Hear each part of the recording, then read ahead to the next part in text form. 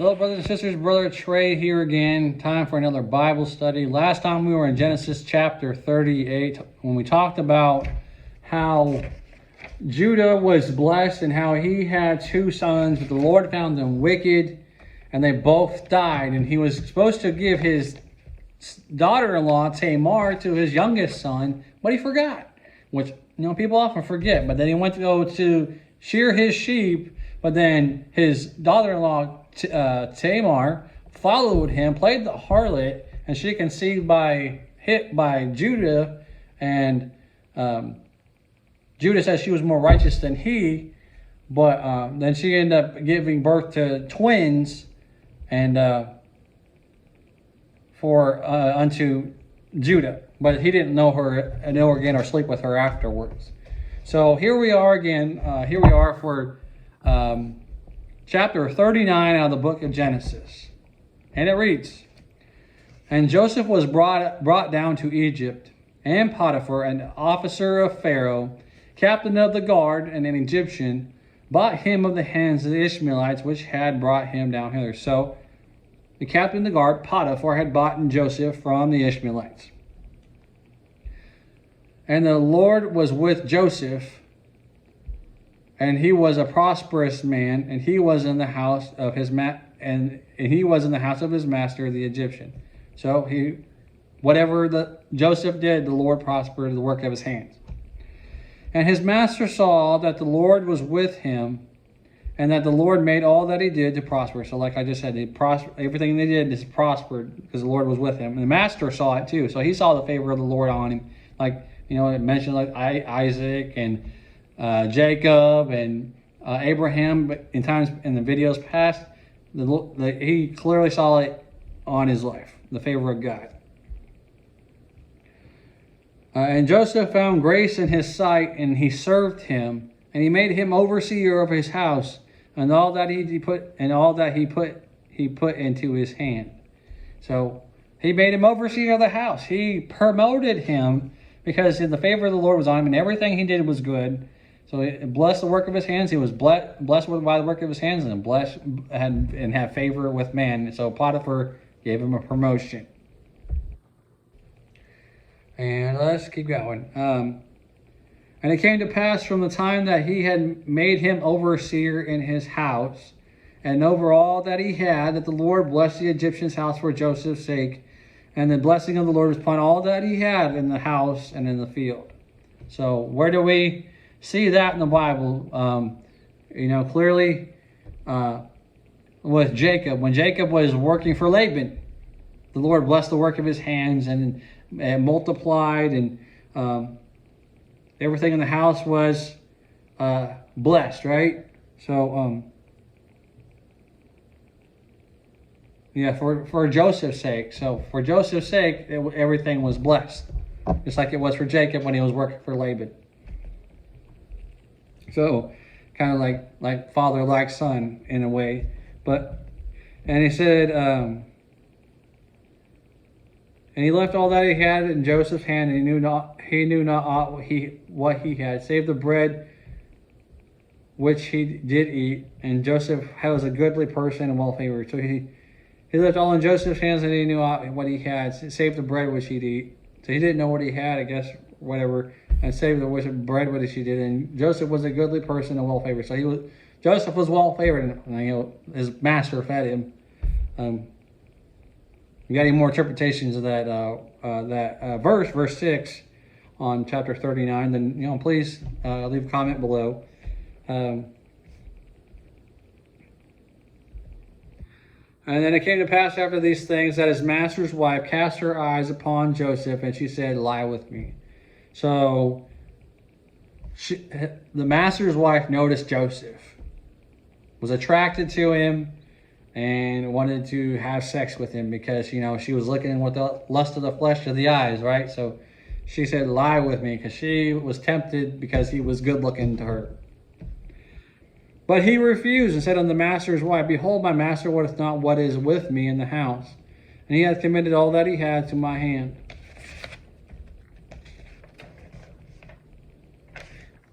So He refused her. He said the Lord, his master had trusted him with everything that was in the house with Joseph, so he was going to stay committed to him. So the Lord, his master, had committed into Joseph's hand. So he trusted him with these things, and in essence, he was saying that. I think he was saying something about his wife. So he was trusting him. So he didn't want to betray the trust that he already had with his master, that because he had made him overseer of all the house. So he didn't want to ruin that. And he said, "There is none greater in the house than I, neither have he kept back anything from me but thee. But thou art his wife. How then can I do this great wickedness and sin against God?" So there's no greater than that. So he's above everybody else besides Potiphar himself. And he says he hath kept back. He said he neither had kept back anything from him. So he hasn't kept anything back from Joseph. He all had access to everything, but except his wife. So he was in charge of everything except for his wife and had access to it. So then, he was worried about the trust of his master, but then he said, "How then can I do this wickedness and sin against God?" So how can I do this against his master, but most of all, against God, to sin against God for committing adultery with his master's wife?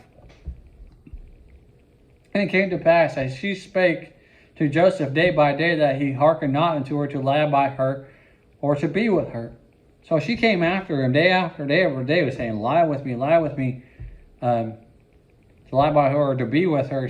But he wouldn't listen to her. He wouldn't hearken to her. He wouldn't obey her and her command on that. And it's just because he was more concerned about his relationship with God than also with his master. He didn't want to breach that trust.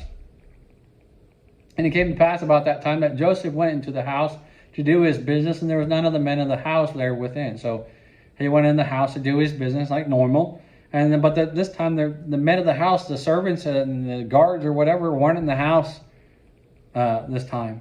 And she caught him by the garment, saying, "Lie with me." And he left his garment in her hand and fled and got him out. So she caught him by the garment this time. She, instead of just saying, "Come lie with me," she said she caught him by the garment, caught him by the clothes. Could be like, I'm not sure what kind of, I think he probably was possibly dressed in Egyptian garments this time, and who knows what that is. It could have been a cloak or a waist cover or something, who knows. But she caught him by his garment and saying, "Lie with me." So the same thing, "Come lie with me."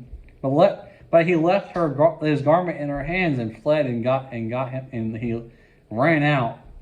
So she caught it by his garment and she left him with it. So he may have either, nicely, some people, like for the kids' movies, they tear a piece off and then leave it that way. But left his garment. What would that say to you? Did he leave naked and ashamed because she had come at him and he left his clothes and he run away? That would be clear and evident that something had happened between him and her because he left his clothes behind.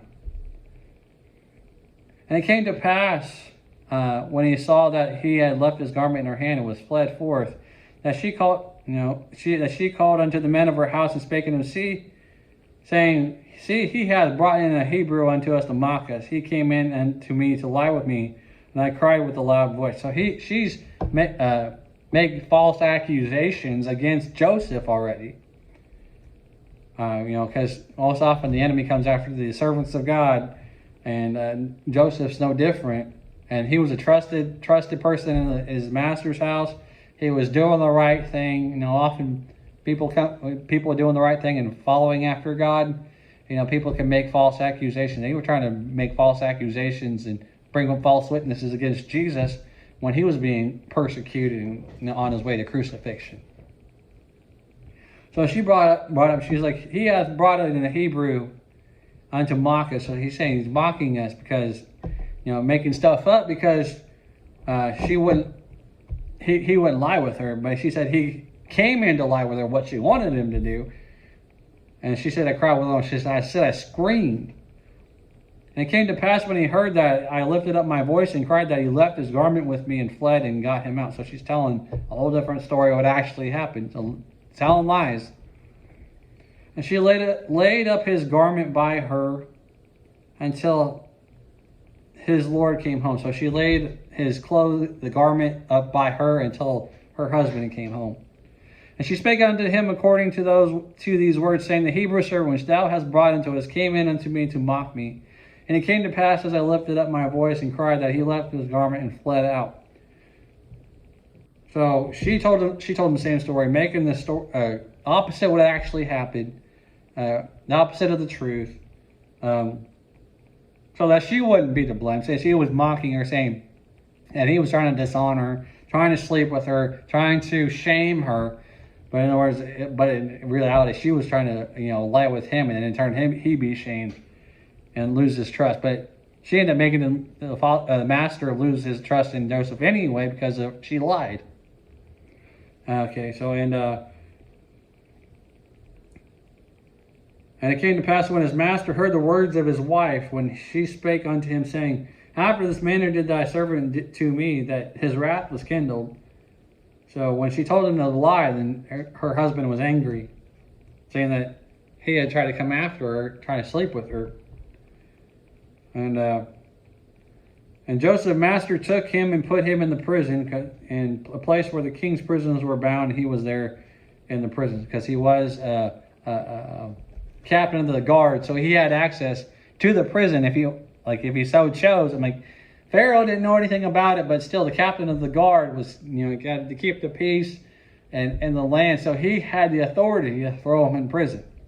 He didn't have that authority unless God gave it to him first, right? You got to remember that.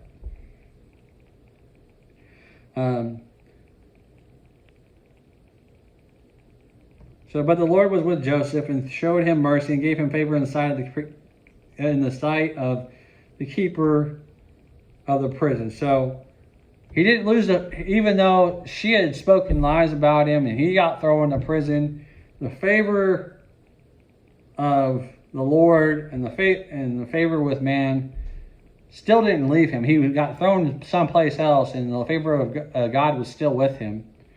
And he had favor in the sight of the prison keeper, so the person that kept over the prison. And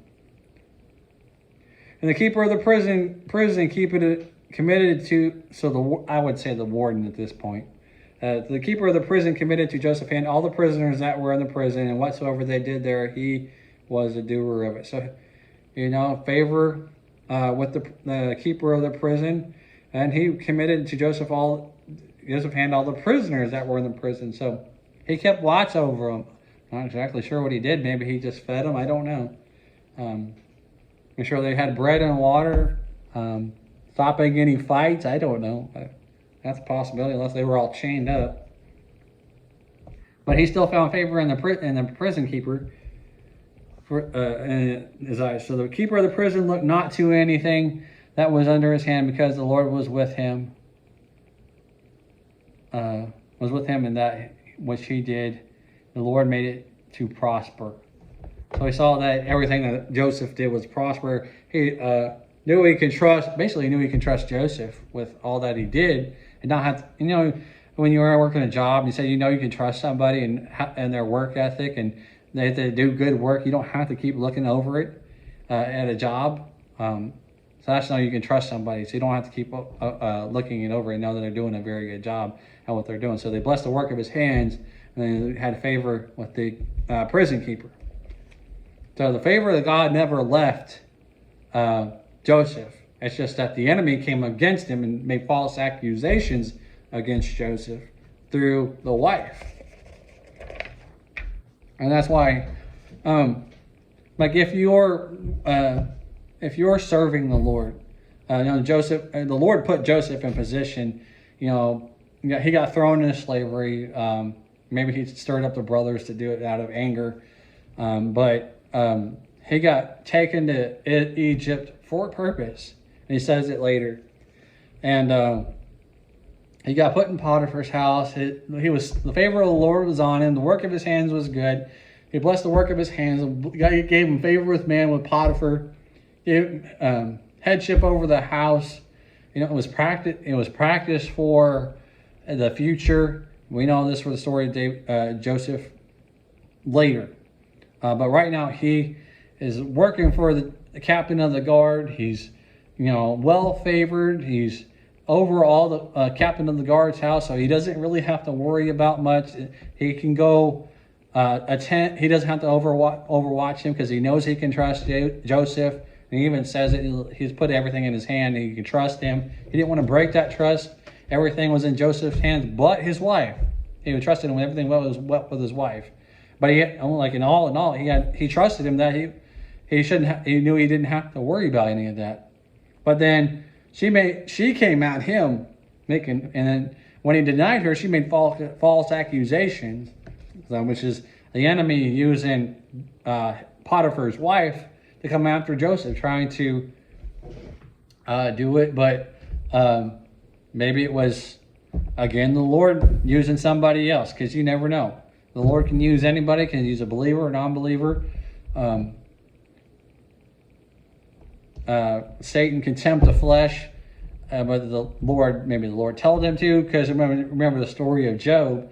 He said, consider my servant Job, and then he put him through various tests where his children died, there were boils, there was all kinds, the enemy attacked and killed some servants and stuff like that, and boils were coming upon his body. So he sent Satan to afflict him on purpose so they could test Job. But, maybe this is just the Lord using people to test Joseph's character as far as leadership and his faith, testing his faith in this matter. Saying she tempted him, so he denied her. So maybe that was a test. But then quickly the enemy came against him with her, and she, Satan is the father of all lies, so he used her to lie, saying he did try to lie with him, but he didn't, and she ended up taking his garments, and that was like their proof, according to the false accusations, saying that it was their truth compared to what actually happened. And then, the husband got angry, with reason, because he was led to believe. He was deceived into believing because he believed her over Joseph, who he trusted, right? So I'm like, there's got to be more witnesses, but there was no man in the house with the two of them until she screamed. Until he left, there was no other man. So there was no other witnesses against her. So nobody else saw it. If there were security cameras nowadays, she would have been busted, but or she would have figured out how to get around them. But there was no other witnesses against her. It was just her word versus his, and he left his garment behind and he ran away. So according to her word, he ran away. He left his garment. There was 3 witnesses. There was 3 proof of evidence saying he actually did try to come after her and try to sleep with her. But the truth is, that's not actually what happened. So no matter what can that say about today? What actually happened? There could be 3 different witnesses, but they can all conspire against each other, saying the same thing, making false witness against somebody, And today's world and the United States, that could be the same way with some certain individuals. People can come against Trump or against any other candidate or anybody else, or they can just make up false accusations and try to imprison them in these indictments. Just an example. They can try to flip the truth, what actually happened, flip the script and change the truth and make it believable unto the leaders and unto the people. But anyway, the evidence was stacked against him, so her husband believed her by her word, by what actually happened, because the evidence was stacked up against him. So he was thrown in the prison, but he still had the favor of the Lord in prison, and the keeper of the prison entrusted him with everything, and he didn't have to worry about anything because knew he could trust Joseph, and all that Joseph did, the Lord caused him to prosper. So everything was going good. He blessed the work of his hands, and since he was blessed the work of his hands and it was good, then he had favor with man. So when you are serving the Lord, like I said, like you're serving the Lord, there will be those that will come against you. I mean, I don't have them so much. I mean, I had them come at me before, but I see a lot of it online. I see people being persecuted online. Maybe some people I've seen people that serve the Lord have death threats that I've heard stories of. Maybe out in public. I've seen video. If you look on social media long enough, you might find a street preacher getting a lot of hate. People are coming after, getting in their face, and starting to do shouting at them and spitting at them, trying to harm them in any way. But Jesus said that we will be persecuted hated for His namesake, and He said those things would come. But in this instance, the Lord was showing him favor, right? But then the enemy, like He was testing him with the wife, but the wife came against him. So there was temptation, but then there was false accusation. So I'm thinking that the Lord was testing his character during this little season in his life. That he was low, and then He brought him back up to being raised to he was still in slavery, but he was still trusted and head over the household. So he was doing well. So I don't know if he still felt like he was in slavery, or he loved what he did, and he might have been serving his master well. Definitely was serving his master well. He was prospering, but then the false accusations, and then the wife coming after him. He got thrown back into prison. And the Lord humbled him again. Maybe he was getting too high upon himself, or just could be just testing his character, because he was testing his character because of what was the Lord had planned for him. That's all part of Joseph's walk, was because he was the favorite. He was favored by his father. He was blessed, and then his brother sold him to slavery. He was favored and blessed by Potiphar, but then his wife came against him and made false accusations. So he ended up thrown in prison. So, but then when he was in prison, he was favored by the prison keeper. So then he was lifted up and put over some things. So fall, brought back up, fall back up, back up, fall back up, back up. And then that's sometimes how our walk goes. And you can have ups and downs in your walk with Christ.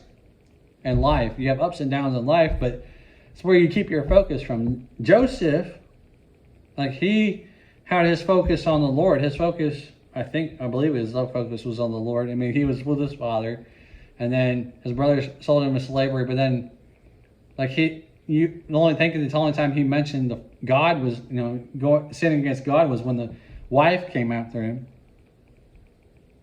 But I think he doesn't mention later, he talks about God, how God brought him into this situation and it was all part of God's plan. So God's plan is like this. It can be like a roller coaster. They have a high moment, a low moment, talk about the hills and the valleys. He's got the hills and the valleys, God of the mountain, God of the valley. There's high points, low points. And it could be the high points, He tests you in the high point. Where are you at when you're favored and everything? And then He can test you when you're in the valley. You have good times, you got bad times. But you just got to stay faithful and do what He's called you to do, and do what He's called to do, and let Him lead you. And then He will put you in the position where He wants you. You just have to trust Him. So, again, he got back to the last of his low point. At the end of this chapter, he was in the prison, but he was still favored by the prison keeper. So he's put over some of the prisoners and the prison keeper could trust him. So people can tell when the favor of the Lord is on you if you're following the Lord. There's a difference about you. They can see your work prospering. Your work is prospering. They can see the favor of God on your life. They can see how well things are going.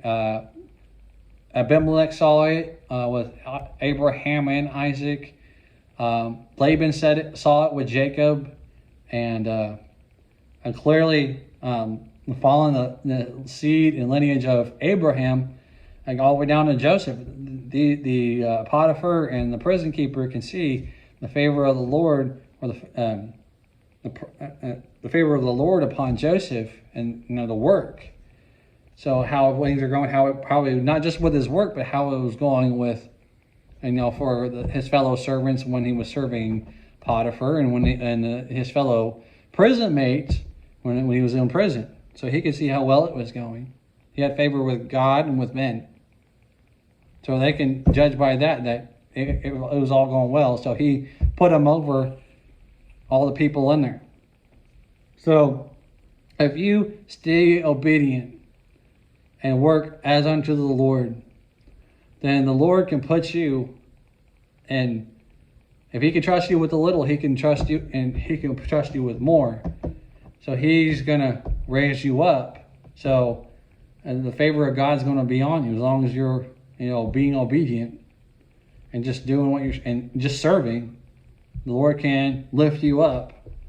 So, the next chapter, we're going to see more about Joseph. So just keep your eye on the Lord, no matter if you're on top of the hill or in the valley.